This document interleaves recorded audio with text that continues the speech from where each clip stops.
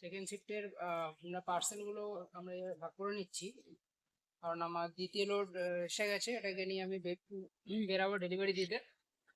তো আর যখন ফার্স্ট শিফটে যখন একটা পার্সেল নিয়ে গেছিলাম, একটা রিপ্লেসমেন্ট ছিল, এই যে যেটা একটা রিবকের জুতো, কাস্টমার ওটা রিপ্লেসমেন্টের ওটা নিয়ে আসছে, নিচে পুরো মাটি লেগে আছে জুতোটা, তো ওটা রিপ্লেসমেন্ট হবে না।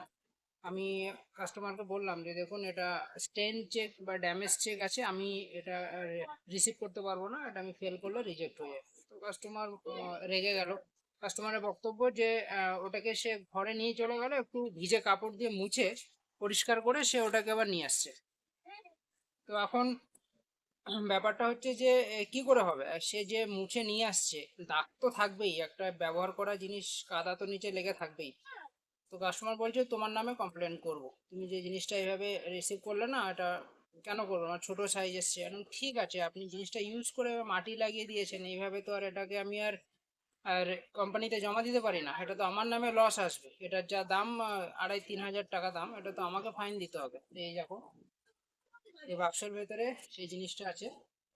তো এটাকে এখন রিপ্লেসমেন্ট আমি ওনাকে অ্যাকসেপ্ট করে নিই, রিজেক্ট করে দিয়েছি, তো সেটা ওনার এখন রাগ। উনি আমার নামে কমপ্লেন করবে বলছে, এটা ঠিক করলে না তুমি। কিন্তু কাস্টমারকে বুঝতে হবে, একটা ব্র্যান্ডেড প্রোডাক্ট আপনি এইভাবে নিচে মাটি লাগিয়ে ফেলেছেন, এটাকে আমি কি করে অ্যাকসেপ্ট করে কোম্পানিতে জমা দিই। তো এই হচ্ছে আমাদের লাইফ। কাস্টমারদের সাথে বেশি তর্ক করতে যায় না, যেটা রিজন সেই অনুযায়ী পাস ফেল করে দিই। তো সেখানে কিছু কিছু লোকের আপত্তি আর কি।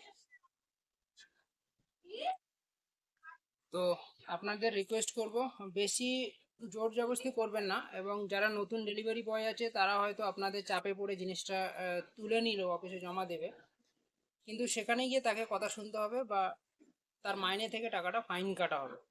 তো যেটা রিজন সেটা একটু বোঝার চেষ্টা করুন, বেশি জোর জবরদস্তি করবেন না ডেলিভারি বয়ের ওপরে। আপনি চাইলে অফিসে কথা বলানোর জন্য তাকে বলুন, ফোন করতে অফিসে কারোর সাথে কথা বলিয়ে দেওয়ার জন্য, কিন্তু তার ঘাড়ে চাপিয়ে দিয়ে জিনিসটা আপনি ভাবছেন যে আমার এটা কমপ্লিট হয়ে গেল, এরকম করবেন না। এটাতে আমাদের অ্যাটলিস্ট অনেক প্রবলেম ফেস করতে হয়, স্যালারির দিক থেকে, আইডি ব্লক করে দেওয়ার দিক থেকে, আদারওয়াইজ আরও অনেক কথা তো শুনতে হবেই অফিসে, রাতে যখন আমরা এগুলো পেন্ডিং জমা করতে যাই।